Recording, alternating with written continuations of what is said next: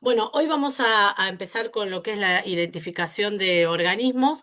Vamos a tratar un solo género para que no se haga muy larga la reunión y que ustedes puedan seguir con sus cosas.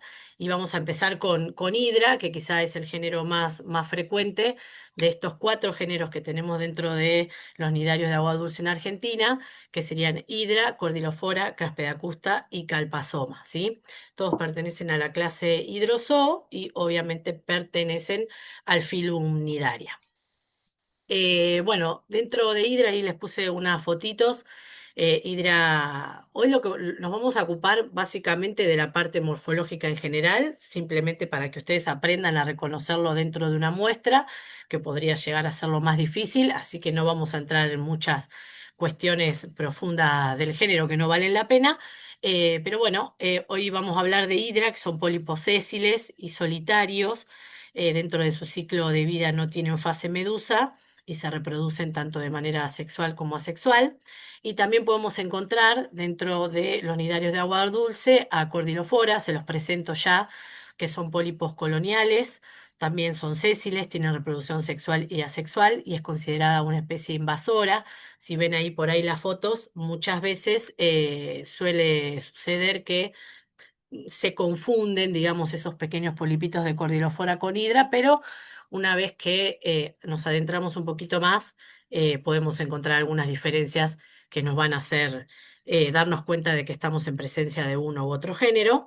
Después tenemos a Craspedacusta, que es la pequeña medusita de agua dulce. Aquí tenemos en el grupo a Diego y María Marta, que fueron los que me enviaron la muestra que les compartí la otra vez, las muestras de San Luis que estamos trabajando.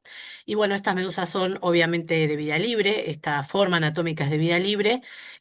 Los pólipos que están dentro de su ciclo de vida son sésiles y estas medusitas son pequeñas, como pueden ver ahí en la foto, son entre transparentes y blanquecinas. A ver, denme un segundito. Chicas, estoy en Zoom, por fin.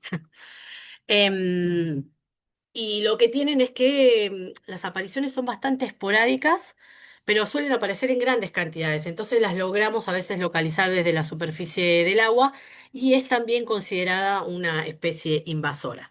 Y por último tenemos a Calpasoma, que yo en la reunión pasada no se los nombré. Es un pólipo bastante difícil de detectar porque es súper pequeñito, mide de 1 a 2 milímetros, realmente hay que tener el ojo muy fino.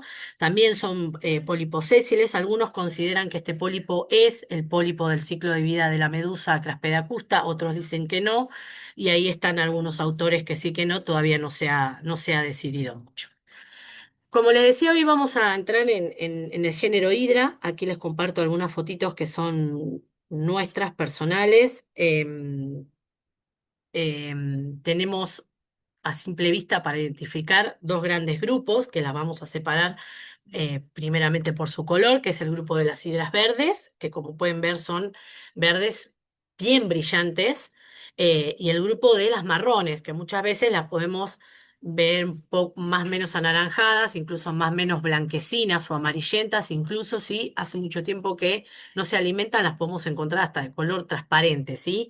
Una hidra básicamente es un tubo hueco, tiene un solo orificio de entrada y de salida, que es la boca, digamos, recibe el nombre de boca o hipostoma, y que está rodeada por un número variable de tentáculos dependiendo la especie. Y puede haber hidras muy pequeñitas, dependiendo del estado del pólipo, hasta hidras un poco más grandes, pero estamos hablando de 15, 18 centímetros como mucho, ¿sí? En una hidra muy grande con sus tentáculos muy extendidos también, por ahí eso puede ayudar a que sea más fácil de verla, pero más o menos estamos hablando de esos tamaños, ¿sí? Aquí hay un esquema general del pólipo, como pueden ver, ahí está señalada la boca, rodeada por estos tentáculos, ahí podemos ver esto de que es un tubo hueco, ¿sí? De hecho, ese tubo se condice con los tentáculos que son huecos también, y lo que podemos encontrar son algunas pequeñas estructuras adheridas a su columna, como pudieran ser los brotes asexuales, que incluso podemos encontrar hidras hasta con 7 u 8 brotes, también es una característica que puede variar con la especie, y un disco basal que es a partir del cual la vamos a encontrar adherida a todo tipo de sustratos, ¿sí? Pueden ser sustratos tanto naturales como artificiales, pueden ser rocas, pueden ser sustratos, diferentes sustratos vegetales, ¿sí? Incluso las podemos encontrar suspendidas desde la película o la superficie del agua colgando hacia abajo, ¿sí? Eso es muy común también que las podamos ver cuando las tenemos en el laboratorio. Bueno, del género Hydra se sabe mucho, como les comentaba la vez anterior, es un modelo biológico ampliamente utilizado en infinidad de estudios, es un género cosmopolita. Existen 4 grupos clasificatorios, hasta el momento en Argentina tenemos solo dos, un grupo de las marrones y las hidras verdes, y se distribuye en todos los continentes excepto en la Antártida. Las podemos encontrar en amplios rangos de temperatura, por eso pueden aparecer en ambientes de aguas mucho más fríos como en aquellos que son más cálidos, ¿sí? Como les comentaba, son pólipos solitarios y sésiles que se adhieren a diferentes sustratos por medio de su disco basal o de su pie. Y tienen una característica que no les gustan mucho las corrientes, ¿sí? No se encuentran en aguas que tengan una corriente muy, muy fuerte, muy pronunciada. Sin embargo, ustedes van a ver o van a leer en la literatura que están presentes en algunos arroyos o ríos, simplemente hay que ir a buscar ese hueco o ese resquicio del ambiente donde la corriente no dé tan de lleno, ¿sí? Podemos encontrar más que nada en la parte de las riberas, por ahí donde la vegetación puede ser un poco más frondosa y genera como un espacio más resguardado de la corriente de agua, ahí podemos llegar a encontrarla, pero no la vamos a encontrar directamente en aquella parte del cauce o donde el caudal realmente sea muy fuerte. Incluso esto es algo que se observa cuando uno las cultiva en el laboratorio, que siempre se colocan en oposición a donde están los aireadores en los acuarios, ¿sí?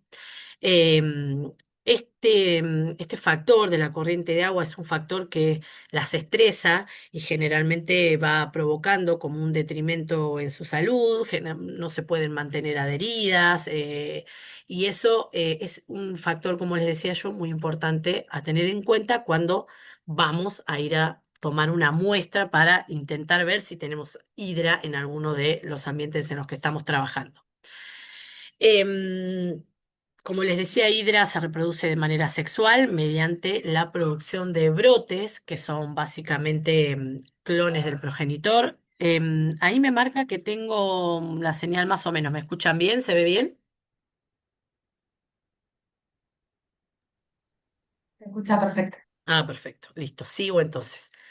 Em, Esta reproducción generalmente se ve favorecida cuando existe en el medio mucha comida y en ocasiones también cuando hay a temperaturas entre 18, 20, 22 grados, ¿sí? Esto también es una característica, depende de la especie y a veces uno cree que es algo muy sencillo de lograr, pero no es tan así, ¿sí? A veces uno les da mucha comida y les sube la temperatura y no se reproducen a la velocidad que uno quisiera, ¿sí? Pero generalmente esto es lo que ocurre en la mayoría de las especies, ¿sí? Ahí yo se los muestro. Para que vean que por ahí en alguna de las muestras se pueden encontrar con algún organismo que tiene algún brote para que estén atentos a que pueden estar en presencia de hidra. Incluso si ven la foto que está un poquito más abajo, pueden llegar a localizar eso que yo les decía, ¿sí? Ahí ven 3 brotes completamente ya desarrollados y uno que aparentemente está en pequeño desarrollo. No se asusten, no está mutada, no le pasa nada, simplemente que se está reproduciendo de manera asexual. Em, y sexualmente podemos llegar a encontrar sobre la columna de los pólipos algunas estructuras particulares algunas pelotitas un poco más redondeadas, otras que parecen como pequeñas tetitas, digamos, con pezones. Y esas son las estructuras que se les llama ovarios y testículos. Obviamente estos organismos no tienen nivel de órganos para nada, pero realmente reciben ese nombre, ovarios y testículos, y que dependiendo de la especie podemos encontrar especies que tengan tanto ovarios y testículos a la vez, otras pueden ser solamente machos, otras pueden ser solamente hembras, ¿sí? Y son esas estructuras que se desarrollan en la columna que no es tan fácil de encontrarse, pero aún así pueden visibilizarse, ¿sí? Al contrario, mejor dicho, de la reproducción asexual, la sexual se ve favorecida por la falta de alimento y las bajas temperaturas. Esto también depende de la especie y se cree que cuando estos factores que ponen, digamos, en riesgo la supervivencia de la especie, se detectan en el medio, lo que hacen los pólipos es destinar lo que les queda de energía a generar especies que básicamente genéticamente tengan otras características y tengan mayores probabilidades o posibilidades de sobrevivir a estos cambios ambientales que los organismos están detectando.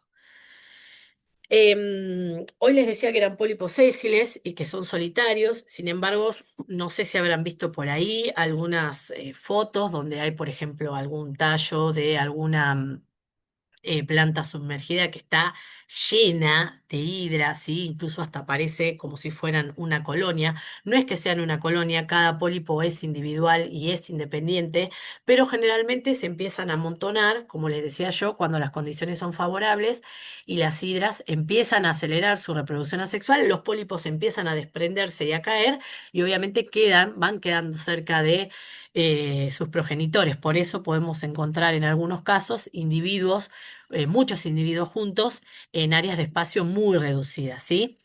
Para el caso de las hidras verdes, que yo les comentaba que teníamos estas dos grandes diferencias por color, las hidras verdes son verdes básicamente porque en sus tejidos tienen clorelas simbióticas, ¿sí? Tienen una simbiosis que está altamente estudiada.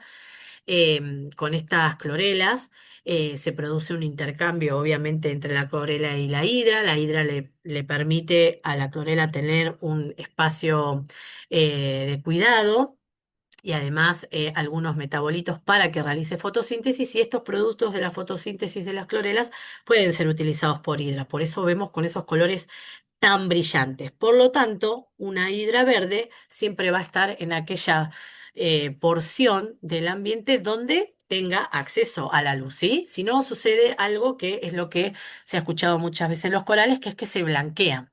Hay especies que pueden vivir sin sus clorelas, pero hay especies que no.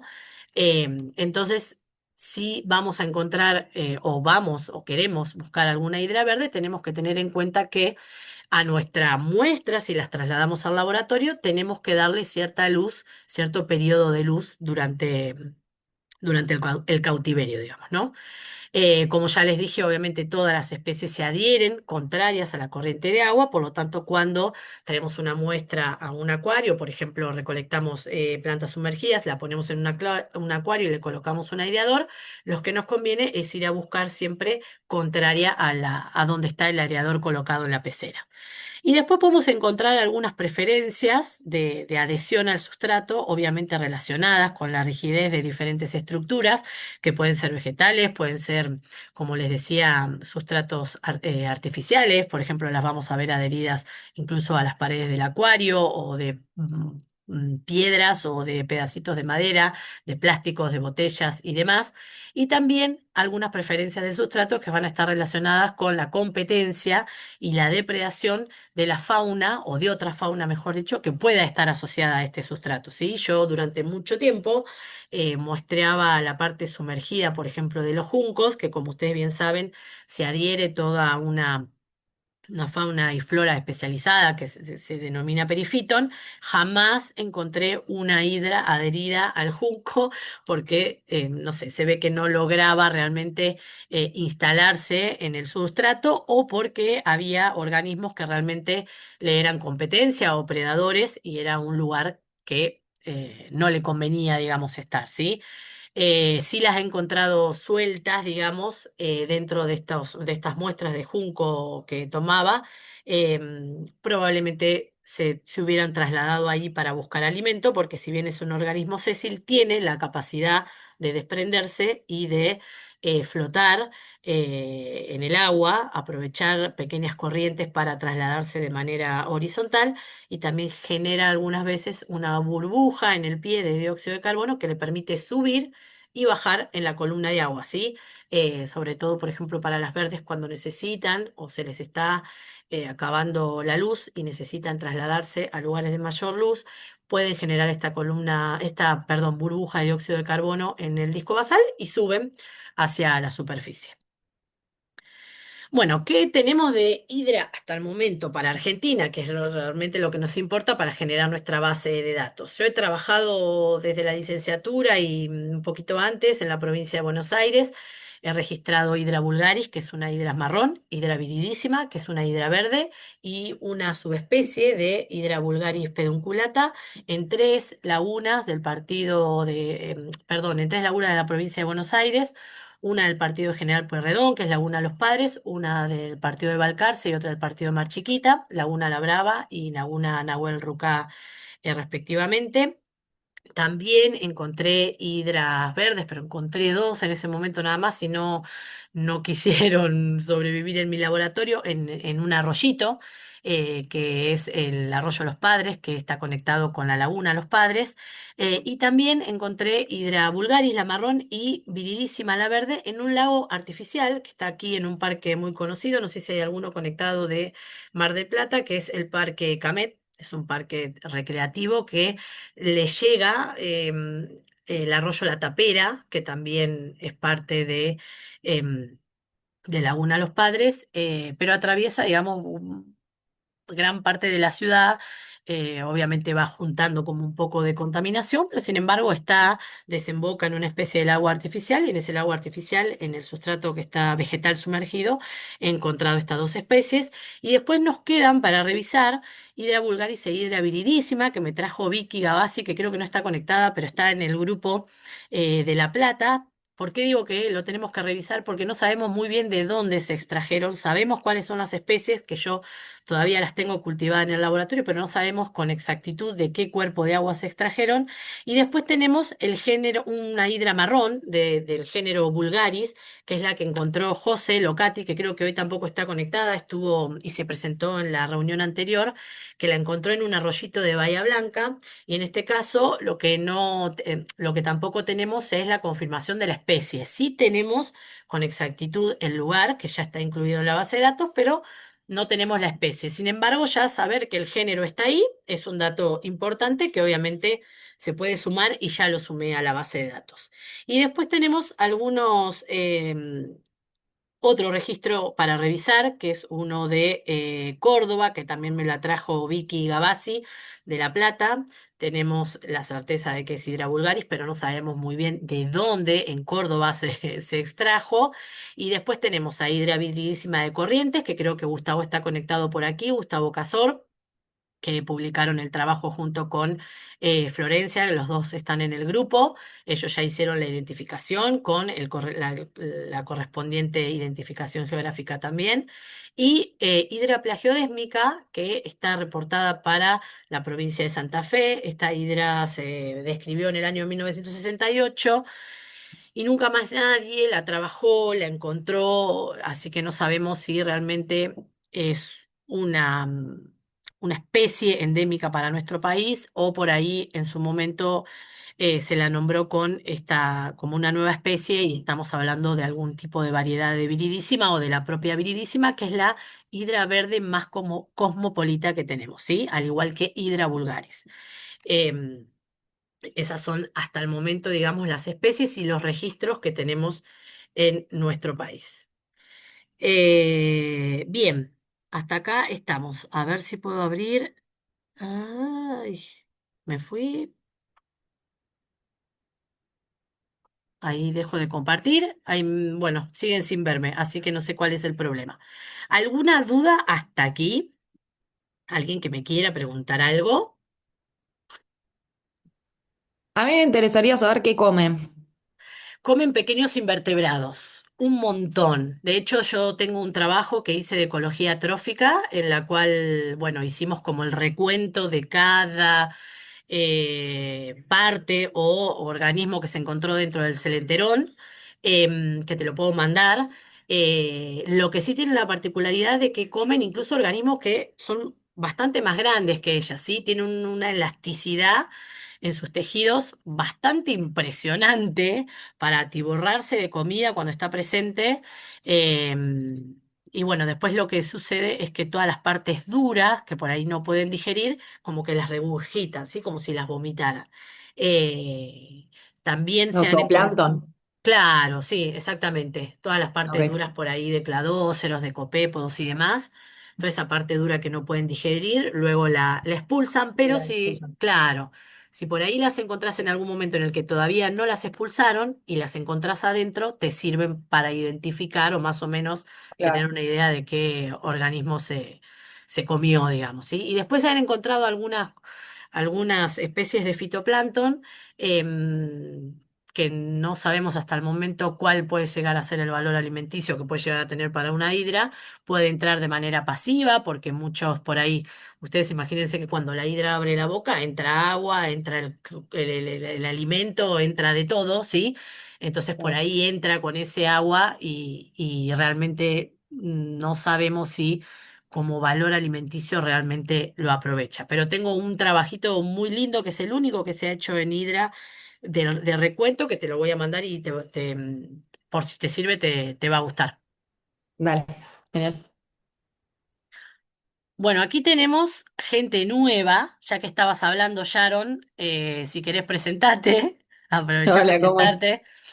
cómo están? ¿Todo bien? Bueno, yo estoy aquí porque me encontré con Craspedacusta en mis muestreos. Yo trabajo en limnología en Bariloche y solía ir todos los meses. Bueno, tengo traqueados 2 lagos durante todos los meses, durante un año y medio más o menos. Y cuando fui en verano, digamos en febrero más o menos, me encontré con una cantidad de medusas en uno de los 2 lagos y en el otro también la vi, pero no en tanta abundancia. Entonces, nada, nos interesó y bueno, medimos varias cosas, hicimos experimentos de selección de alimentos, bueno, hicimos varias cosas. Y justo, bueno, Irene me la encontré en el Congreso de Limnología de Buenos Aires y vi que justo estaba hablando de Craspedacusta, entre otros, Hidra y otros, y nada, nos pusimos a hablar y me enteré de esto y bueno, nada, eso. Por eso estoy aquí. Para informarme un poco más sobre Craspedacusta y sobre todo los nidarios de agua dulce, ¿no? Bueno, mira, hace poquito de Craspedacusta salió un trabajo exactamente similar al que yo hice en Hidra con ecología trófica, en el que hacen todo el relevo de los ítems presa, que está súper interesante. Te lo voy a reenviar por mail, Sí, por porque favor, por ahí me interesa. si las tenés conservadas, por ahí se ha conservado algo del ítem presa y podrías hacer algo similar, digamos, ¿no? Con la medusa conservada, ellos trabajan bueno, aplica una metodología que está muy buena, pero te lo voy a mandar para que lo chusmes porque está súper, súper, súper interesante y que yo sepa de que la Pedagogista es el primero que hay que hace ese tipo de trabajo de recuento manual, digamos, y también aplica algunas técnicas nuevas, así que después te lo voy a mandar Me, por mail. me reinteresa y también me interesa, bueno, toda la parte de los pólipos porque entiendo que, bueno, de Craspedacusta uno encuentra la medusa, Exacto, pero según entiendo, la mayor parte del tiempo está en modo pólipo, ¿viste? La medusa como que exacto. emerge bajo ciertas condiciones. Entonces, también a mí algún día, quizás, si se puede, me gustaría también fijarme qué pasa con el pólipo, ¿viste? A ver si lo encontramos, dónde está, bueno, cuánto hay, en qué lagos está y bla, bla, bla. Así que quizá, bueno, toda esta data de Hidra quizás es la misma metodología que para Sí, Craspedacusta. Así que, después, bueno. más adelante en otra reunión, no lo incluí todo porque si no se va a hacer muy largo, vamos a hablar de Calpasoma, que es un pólipo bastante similar. Algunos dicen que es de Craspedacusta, otros dicen que no, que es Microhydra reideri. Pero básicamente, morfológicamente son bastante similares y los sustratos también, así que esa info te va a servir.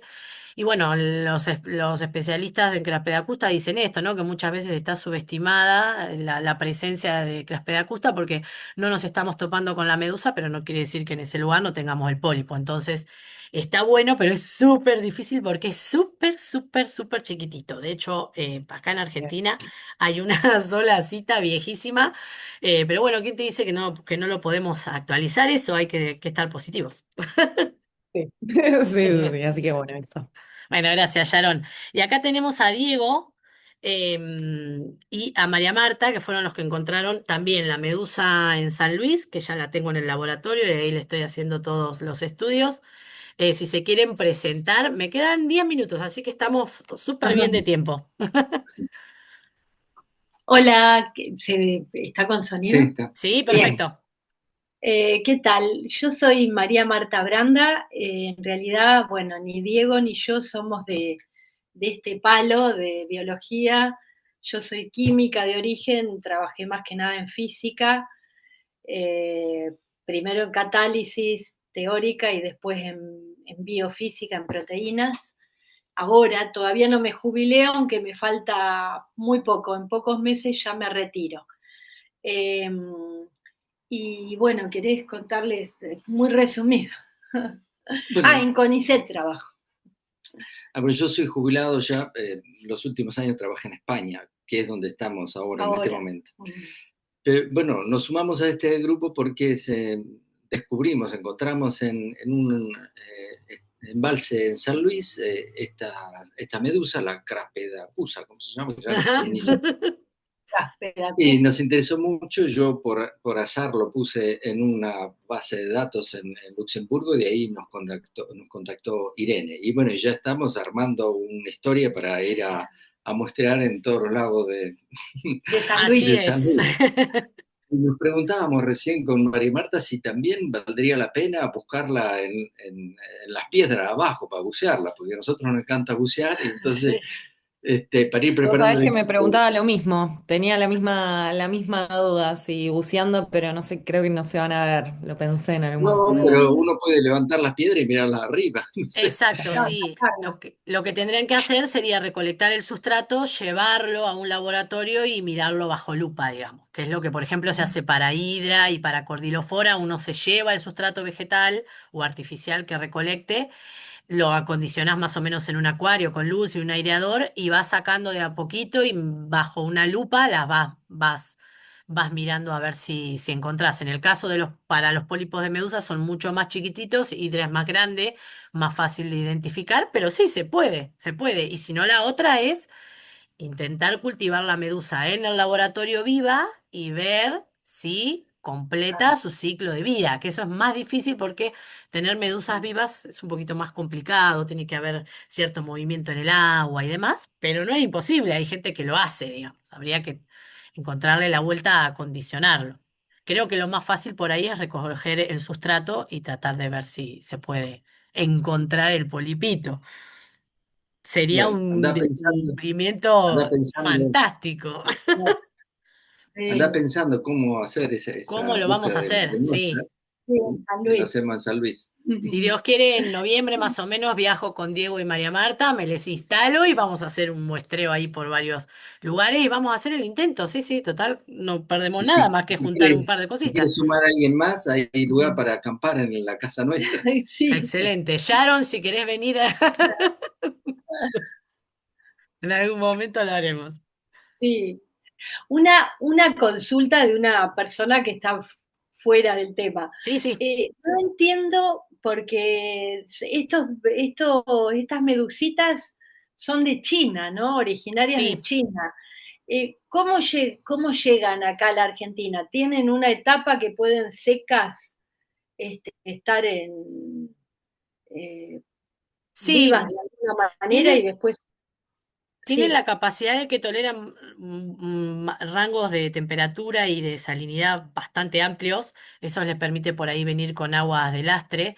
Tienen unas estructuras de resistencia y además pueden haber viajado también en forma pólipo ustedes piensen que ahora es más difícil, pero mucho tiempo atrás se importaban muchas plantas, muchos vegetales, por ejemplo, de Brasil a la parte europea y viceversa, iban y venían organismos. Hoy ya no es tan fácil que uno haga eso, tiene que tener ciertos permisos justamente por eso, ¿no? Porque uno empieza a hacer un intercambio de especies en hábitats que no son naturales y hace es un problema bastante importante para todo lo que es nativo. Así que esas capacidades les ha permitido llegar, o sea, aguantarse el viaje, llegar y encima superinstalarse, ¿sí? Lo mismo pasa con otro pólipo que vamos a hablar más adelante en otra reunioncita, que también tiene las mismas características y es invasora y encima hace un- atasca todo, tubería, sistemas de refrigeración, todo, se forman como si fueran plantas. Y tienen las mismas características que Crapedacustas. Es una especie que no es de aquí y sin embargo se adaptan de maravilla y alteran absolutamente todo, ¿sí? La realidad es que tampoco Pero hay, para la parte de aquí, que era lo que yo le comentaba a Diego, nosotros ahora mandamos a hacer la secuenciación de Craspedacusta. La idea es empezar a sumar esos datos moleculares a las bases de datos que hay con medusas de otros lugares del planeta para ver qué relación tienen, ¿sí? De dónde pueden haber venido, si tienen alguna afinidad con medusas de otros lugares. La realidad es que como no tenemos información de acá, sobre todo de Argentina, ese tipo de información que nos permite tratar de identificar cierto grado de parentesco con ejemplares de otros lugares, no sabemos mucho, ¿sí? Por ahí incluso estamos dentro del género con una especie diferente, ¿sí? Que morfológicamente son muy parecidas. Así que eso, si Dios quiere, con el tiempo y vamos juntando data, podemos ir afinando de dónde vino, cómo vino, ¿sí? Esa parte filogeográfica y biogeográfica de la especie en sí. Irene, una pregunta. Sí. yo también. ¿Qué porción del genoma se hace la secuenciación o qué parte? De, No, para Hydra se está trabajando con COI, con el citocromo oxidasa 1, y algunos hacen 18S y 16S. Es más difícil, los organismos son bastante chiquititos y hay que juntar varios, digamos, para que vos puedas tener una buena lectura del ADN. Yo lo que he hecho, lo he hecho con la citocromo oxidasa 1, su unidad 1, que lo hice para Brasil y nos dio bastante resultado, pero siempre que para un mismo organismo pudiéramos secuenciar las tres partes, digamos, mejor, digamos, ¿no? Porque nos da más datos todavía sobre el genoma. Hay una especie que está completamente secuenciada, que es Hydra magnipapiliata, que es una especie europea. Esa tiene el genoma completo, es la única hidra que tiene el genoma completo. Pero bueno, se trabaja con eso, ahí hay varios primers que funcionan. Yo no soy muy especialista en la parte molecular, hice algunas cositas, este, pero se trabaja con eso, básicamente con eso. Si uno va al GenBank y busca, esos son los datos que podés tener de Hydra y también para el caso de Craspedacusta y Cordilofora.